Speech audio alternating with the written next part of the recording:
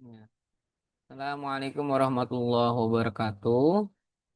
Berjumpa kembali teman-teman mahasiswa Unindra dimanapun Anda berada. Pada kesempatan kali ini kita akan membahas tentang Pancasila sebagai nilai bangsa. Yang pertama yang harus kita ketahui bersama adalah bahwasannya ya nilai-nilai Pancasila dalam bingkai sejarah bangsa Indonesia memiliki nilai tersendiri pada setiap poinnya, ya. Dimulai dari nilai ketuhanan yang Maha Esa, yaitu dengan mengakui keberadaan adanya Tuhan yang menciptakan alam semesta ini, ya. Nah, nilai ini mencerminkan ya tentang spiritualitas bangsa Indonesia yang beragam dalam kepercayaan dan agama. Jadi artinya ya, nilai-nilai Pancasila yang terkandung pada sila pertama ini menunjukkan adanya satu kebebasan bagi setiap warga negara untuk memeluk agama yang diyakininya. Lalu poin yang kedua adalah bagaimana kita selaku masyarakat Indonesia berkewajiban untuk menghormati dan saling bertoleransi antar umat beragama dalam keyakinannya dengan tidak mengganggu saudara-saudara kita dalam peribadatannya, gitu ya. Harusnya kita mensupport, kita melindungi, kita menjaga, dan itu semua bagian daripada penghormatan terhadap satu agama dengan agama yang lainnya, gitu ya. Bagaimana ketika kaum muslimin dalam menjalankan peribadatan, maka mereka-mereka, saudara-saudara yang lain yang memiliki keyakinan yang berbeda dengan kita, ikut mensupport kita. Dengan apa? Dengan tidak mengganggu, ya. Dengan membiarkan kita, ya, melaksanakan peribadat kita dengan penuh kekhusyuan.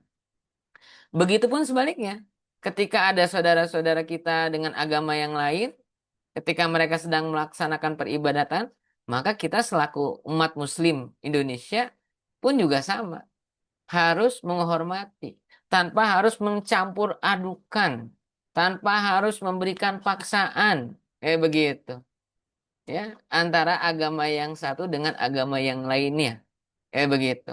Dan dari nilai-nilai ketuhanan yang terkandung dalam sila yang pertama ini menunjukkan bahwasanya bangsa Indonesia mengingkari adanya keyakinan apa? Sebuah kepercayaan yang tidak mempercaya adanya Tuhan atau agama. Seperti itu. Maka daripada itu, kebebasannya adalah memilih keberagaman agama. Mau agama apa? Silahkan. Ada 6 agama yang diakui di Indonesia, gitu ya. Baik Islam, Katolik, Protestan, Hindu, Buddha, dan Konghucu. Silahkan, ya. Setiap masyarakat memiliki kebebasan untuk memilih dan meyakini serta menjalankan keyakinannya tanpa harus ada ketakutan, tanpa harus ada intimidasi dan lain sebagainya. Lalu yang kedua, nilai kemanusiaan yang adil beradab, gitu ya. Nilai ini mencerminkan penghormatan terhadap hak asasi manusia dan menjunjung tinggi keadilan. Jadi artinya penghormatan terhadap hak asas itu hak yang sudah apa? Sudah melekat pada setiap orang yang lahir ke muka bumi ini. Maka tugas kita adalah menghormati, gitu ya, hak asasi orang lain. Sebagaimana kita pun ingin dihormati dalam hak asas kita daripada orang lain. Dan menjunjung tinggi apa yang disebut dengan keadilan, gitu. Ya. Nah, adil di sini tentu tidaklah equal, artinya harus 50-50. Ya. Keadilan di sini artinya proporsional, teman-teman, ya.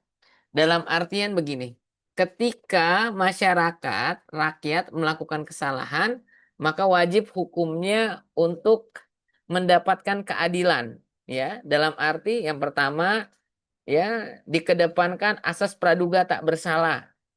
Ya, setelah divonis, gitu ya, bahwasanya memang masyarakat ini atau orang ini melakukan kesalahan, barulah dihukum dengan hukum yang setimpal, ya, sebagaimana pelanggaran yang dilakukannya. Tapi akan berbeda ketika yang melanggar hukum adalah penegak hukum itu sendiri. Kayak begitu. Kenapa? Karena harusnya penegak hukum, aparatur hukum adalah mereka-mereka yang menjadi contoh suri tauladan bagi kita selaku masyarakat biasa, masyarakat umum dalam menjalankan peraturan yang berlaku di negeri kita. Tapi yang harusnya menegakkan aturan malah melakukan penyimpangan, penyelewengan, maka hukumnya harus 2, 3 kali lipat ketimbang kita selaku masyarakat biasa. Nah, itu namanya adil.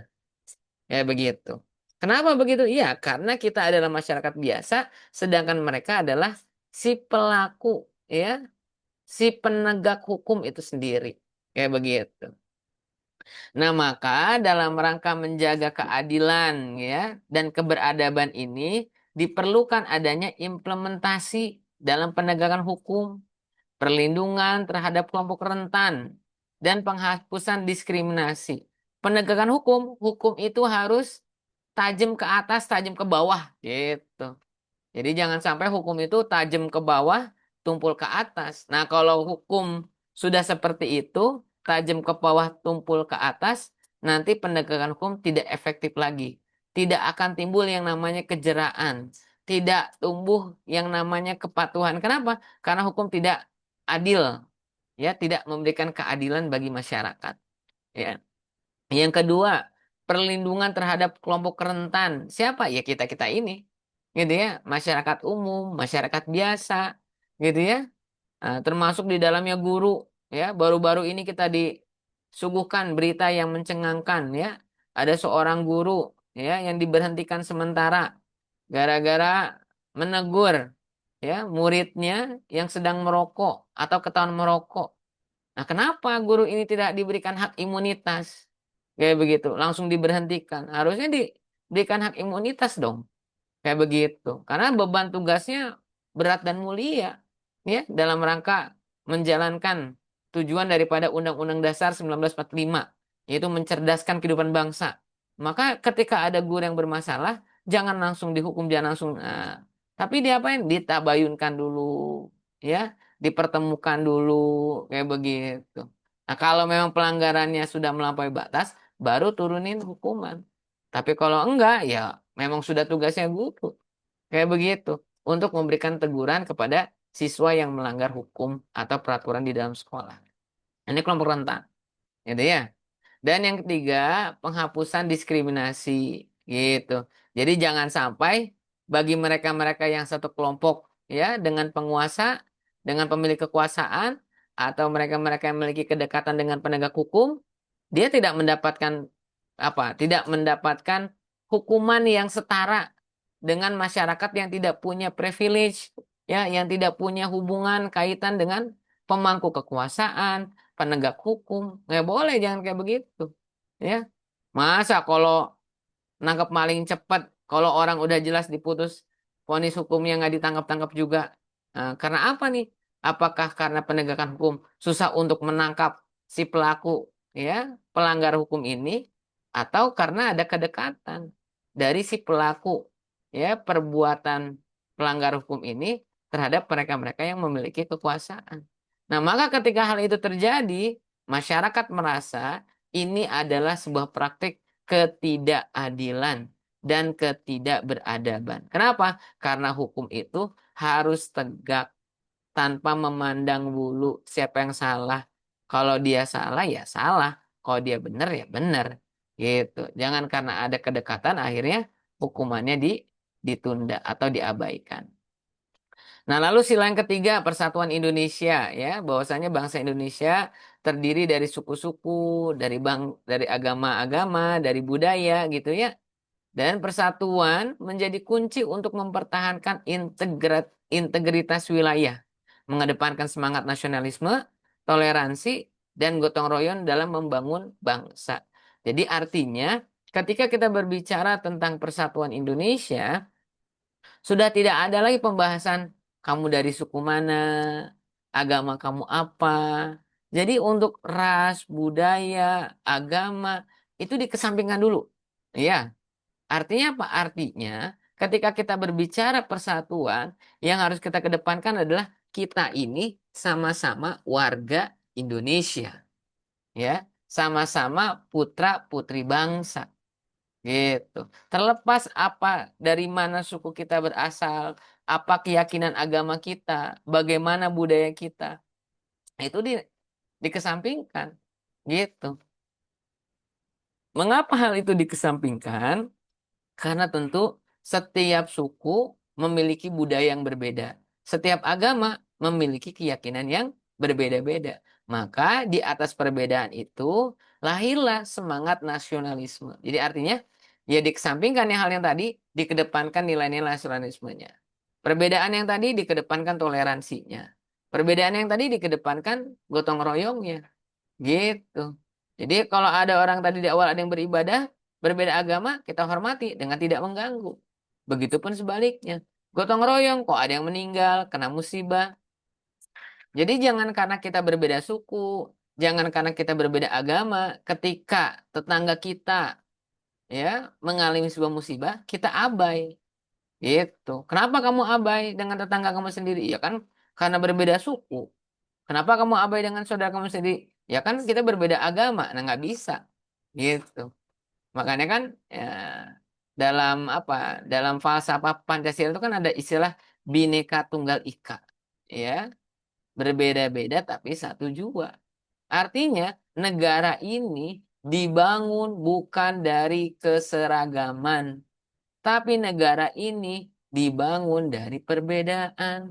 Nah, dengan adanya perbedaan, maka semua berjuang untuk memperoleh persatuan. Dengan apa? Dengan menurunkan egonya masing-masing. Begitu. Sebagaimana peristiwa Sumpah Pemuda, gitu ya.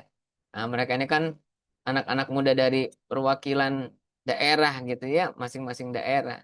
Tapi mereka tidak mengedepankan, tidak menonjolkan, ya, daerahnya masing-masing, gitu ya. Tapi yang dikedepankan adalah kesatuan tanah air, kesatuan bahasa, ya, dan kesatuan bangsanya. Kayak begitu.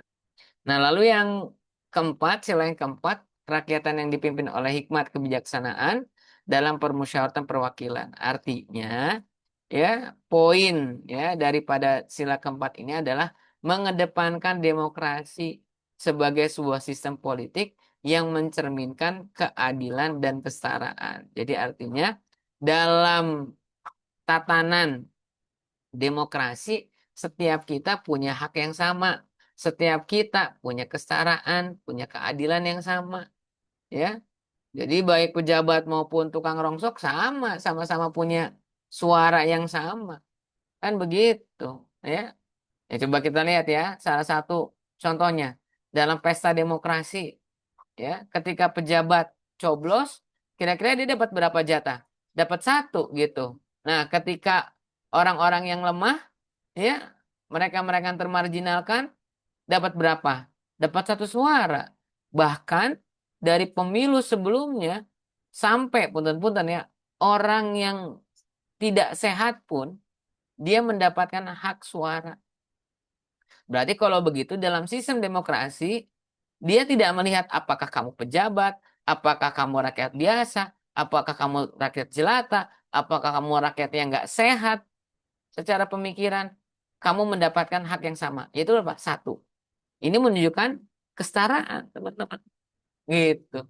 Nah, maka daripada itu, sila keempat ini mendorong gitu ya, pengambilan keputusan melalui musyawarah untuk mufakat. Jadi bukan voting, ya, tapi musyawarah, ya. Baik dalam perkara yang kecil, apalagi perkara yang besar. Kayak begitu. Jadi kalau voting mah bukan lagi demokrasi ya gitu mah. Itu mah voting mah tinggal hitung-hitung aja. Kekuatan kamu berapa? Kekuatan saya berapa? Dihitung-hitung ya jelas menang kamu. Kenapa? Karena kamu banyak koalisinya. Saya mah sedikit koalisinya. Nah, kok gitu mana nggak usah musyawarah gitu. Hitung-hitungan aja gampangnya. Kan begitu. Ya. Jadi negara ini dibangun atas dasar kemusyawarahan. Sehingga menghasilkan sebuah sesuatu yang mufakat. Gitu. Bukan voting. Voting itu bukan budaya kita, teman-teman. Kayak begitu. Jadi salah kalau misalnya ya apa-apa harus di voting. Enggak semua harus di voting. Kayak begitu. Nah, yang berikutnya sila kelima gitu ya, keadilan sosial bagi seluruh rakyat Indonesia. Ya, nilai ini lahir dari cita-cita kemerdekaan untuk menciptakan kesejahteraan bersama. Jadi artinya yang sejahtera itu bukan hanya pejabatnya. Yang sejahtera itu bukan pemangku kebijakannya. Dan nggak perlu kesejahteraan diwakilkan oleh wakil rakyat gitu. Kenapa? Karena rakyat juga berhak untuk mendapatkan kesejahteraannya. Kayak begitu. Nah, maka daripada itu, menciptakan kesejahteraan bersama terwujud dalam upaya pemerintah untuk menyeimbangkan perekonomian, merentas kemiskinan, serta memberikan pelayanan publik gitu. Artinya ketika kita berbicara tentang menyeimbangkan perekonomian, ya berarti semua harus merasakan dampak yang sama. Jangan yang kaya makin kaya, yang miskin makin belangsak. Satu. Kedua, mengentas kemiskinan. Artinya orang miskin itu benar-benar orang miskin. Jangan kaya jadi miskin, yang miskin nggak hilang-hilang. Kayak begitu. Jadi harus direntas yang namanya kemiskinan itu. Lewat apa? Lewat kesejahteraan. Beri kehidupan, kasih dong lapangan kerja gitu. Jangan cuma pas janji kampanye aja, kasih lapangan kerja. Saya akan menciptakan 19 juta lapangan kerja. Di mana buktinya? Kayak begitu. Nah, itu dalam rangka mengentaskan kemiskinan. Dengan apa? Dengan memberikan pekerjaan. Kalau dia punya pekerjaan, dia punya penghasilan. Kalau dia punya penghasilan, dia bisa belanja. Kalau dia bisa belanja, dia bisa makan. Kalau dia bisa makan, dia nggak lapar. Nah, menyeimbangkan perekonomian begitu. Ya, jadi tidak menganut sistem kapitalis yang kaya makin kaya pemilik modal. Masyarakat semakin terhimpit. Nggak begitu. Nah, yang terakhir adalah memberikan pelayanan publik yang merata. Artinya pelayanan harus prima. Ya, jadi pelayanan publik itu jangan jangan dikit-dikit bayar dikit-dikit seikhlasnya. Nggak bisa. Nggak begitu. Namanya juga pelayanan publik berarti harus melayani. Gitu. Bukan rakyat yang disuruh sabar, tapi pelayan yang harus diberikan pengetahuan untuk mempercepat, memperbaiki servisnya yang bagus. Ya, public service itu harus cekatan. Jangan mentang-mentang rakyat dientar-entarin, nggak ada pelicin, nggak bisa, nggak boleh. Jangan pejabat cepat, nah, nggak boleh kayak begitu. Bikin KTP, minta belangko, ya, ngurus apa lagi? Ngurus akta kelahiran, ngurus kartu keluarga, ada dipercepat, dipermudah, jadi dipersulit, gitu. Kenapa? Karena itu kewajiban para pelayan publik, begitu. Rakyat yang harus dilayani, bukan rakyat yang melayani pejabat, kayak begitu. Nah, itu namanya nilai keadilan sosial bagi seluruh rakyat Indonesia. Kalau nggak mau melayani rakyat, ya jangan jadi pejabat publik, dah gitu, gampang. Ya. Nah, yang berikutnya sejarah proses rumusan Pancasila ya dari 28 Mei 1945 sampai 18 Agustus. Jadi kalau kita lihat gitu ya, latar belakangnya adalah pertama Jepang menduduki Indonesia di 1942 dan berjanji akan memberikan kemerdekaan untuk rakyat Indonesia ya. Berjalannya waktu gitu ya. Nah, akhirnya pemerintah Jepang mendirikan Dokuritsu Jumbi Kosakai atau Badan Penyelidik Usaha Persiapan Kemerdekaan Indonesia atau yang dikenal dengan BPUPKI. Pada kapan? Pada tanggal 1 Maret 1945. Nah, begitu. Dimulai nih, gitu ya, mendirikan BPUPKI. Fungsi apa? Fungsinya BPUPKI untuk mempersiapkan kira-kira hal apa saja yang perlu dipersiapkan menuju kemerdekaan Indonesia. Kayak begitu, jangan kan kemerdekaan negara ya. Kita punya acara aja kan perlu persiapan yang matang gitu ya. Apa yang perlu disiapkan ya. Dekorasinya bagaimana, undangannya bagaimana, makanannya seperti apa, kan begitu. Ya, dan sebagainya. Pernak-perniknya seperti apa, kayak begitu. Apalagi ini dalam rangka menyambut kemerdekaan negara, kayak begitu. Nah, adapun sidang BPUPKI yang pertama pada tanggal 29 Mei sampai 1 Juni, nah itu melahirkan beberapa gagasan. Ya, di sini di antara ada 3 gagasan para pendiri bangsa. Yang pertama Muhammad Yamin, tanggal 29 Mei 1945, mengusulkan satu ada peri kebangsaan, dua peri kemanusiaan, tiga peri ketuhanan, empat peri kerakyatan, dan kelima kesejahteraan rakyat. Nah, ini yang disampaikan oleh Ahmad Yani. Yamin. Sedangkan Supomo mengatakan pada tanggal 31 Mei mengusulkan menekankan pentingnya negara integralistik, yaitu negara yang tidak mementingkan individu atau golongan, tapi negara yang mementingkan kepentingan rakyatnya. Kayak begitu. Nah, yang ketiga, tanggal 1 Juni 1945 itu Bung Karno gitu ya. Dengan pemikiran satu, kebangsaan Indonesia, dua, internasionalisme atau pri kemanusiaan, tiga, mufakat atau demokrasi, empat, kesejahteraan sosial, dan lima, ketuhanan yang berkebudayaan. Ya, yang nantinya berubah menjadi Trisila dan berubah menjadi Ekasila. Kira-kira begitu. Nah, ini ide-ide pertama gagasan ya, gagasan utama yang disampaikan oleh tiga pendiri bangsa kita, teman-teman gitu ya. Nah, inilah yang menjadi nanti cikal bakal ya Piagam Jakarta yang nanti ditutup dan disahkan sebagai Pancasila. Ya begitu. Nah, yang berikutnya adalah pembentukan panitia kecil gitu ya, panitia 9 gitu ya. Ya pada tanggal 20 Juni 1945. Ya, Panitia 9 ini yang diketahui oleh Soekarno merumuskan Piagam Jakarta, ya. Adapun apa isi daripada Piagam Jakarta? Satu, ketuhanan dengan kewajiban menjalankan syariat Islam bagi pemeluknya, ya, Piagam Jakarta yang pertama. Yang dua, kemanusiaan yang beradil dan beradab. Tiga, persatuan Indonesia. Empat, kerakyatan dipimpin oleh hikmat kebijaksanaan dalam permusyawaratan perwakilan. Lima, keadilan sosial bagi seluruh rakyat Indonesia. Jadi yang membedakan isi daripada Piagam Jakarta dan Pancasila hanya di poin yang pertama, yaitu tentang nilai ketuhanan. Begitu.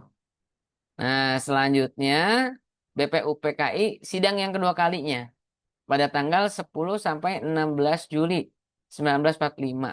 Jadi ya, yang pertama, adapun hasil daripada rapat atau sidang BPUPKI yang kedua adalah rancangan Undang-Undang Dasar, ya. Nah, ini mana sidang ini membentuk panitia perancang undang-undang yang kemudian menyusun rancang konstitusi Indonesia. Ya, nah ini tugasnya apakah membuat bagaimana ya akarnya, rantingnya gitu kan undang-undang kan begitu ya. Terdiri dari bab, pasal dan ayat, kira-kira begitu. Nah, lalu yang kedua membentuk struktur negara, ya. Bentuk negaranya apa? Disepakati ya menjadi negara kesatuan, ya, atau republik. Model pemerintahnya apa? Model pemerintahnya makanya menggunakan presidensial. Jadi artinya presiden dipilih langsung oleh rakyatnya. Ini kan kesepakatan awal. Kayak begitu, ya, di sidang BPUPKI dalam rangka menjelang Hari Kemerdekaan. Nah, yang ketiga ada panitia-panitia khusus gitu ya untuk mendukung ya pembahasan di bentuk yang ketiga panitia, yaitu khusus perancangan undang-undang, pembelaan tanah air, ekonomi dan keuangan gitu. Jadi yang merancang undang-undang siapa, yang melakukan pembelaan untuk tanah air siapa, yang bahas tentang ekonomi dan keuangan siapa. Jadi semua udah punya tupoksinya masing-masing gitu ya. Jadi dari sidang BPU PKI yang kedua itu udah mulai mengerucut ya bagaimana rancangan undang-undangnya, bentuk struktur negaranya gitu ya, bahkan panitia-panitia persiapan untuk membentuk undang-undang pembela tanah air dan ekonomi serta keuangan.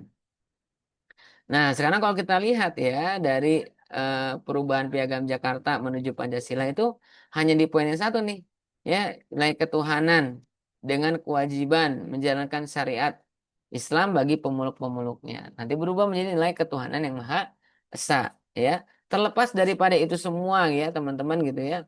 Apakah benar ada desakan atau sama sekali tidak ada desakan, ya, untuk merubah poin yang pertama ini. Terlepas daripada itu semua, teman-teman, Pancasila adalah nilai positif, ya, nilai hukum yang tidak akan kita dapatkan kecuali dalam preambul Undang-Undang Dasar 1945. Jadi artinya Pancasila dan undang-undang itu memiliki satu kesatuan yang utuh, gitu. Makanya di pertemuan sebelumnya saya mengatakan bahwasanya begini, yang namanya produk hukum, ya, yang lahir di Indonesia, apapun itu, baik undang-undang, perpres, dan terus ya hukum di bawahnya itu harus berlandaskan kepada Undang-Undang Dasar 1945 dan Pancasila ya sebagai sumber dari segala sumber hukum yang berlaku di Indonesia. Begitu. Nah, begitupun ini perubahan ya dari sekali lagi dari ketuhanan dengan kewajiban menjalankan syariat Islam bagi pemeluk-pemeluknya berubah menjadi ketuhanan yang maha esa. Begitu. Nah, mungkin itu teman-teman yang bisa saya sampaikan untuk pertemuan kita kali ini. Semoga ada manfaatnya. Kurang dan lebihnya mohon maaf. Saya akhiri. Wassalamualaikum warahmatullahi wabarakatuh.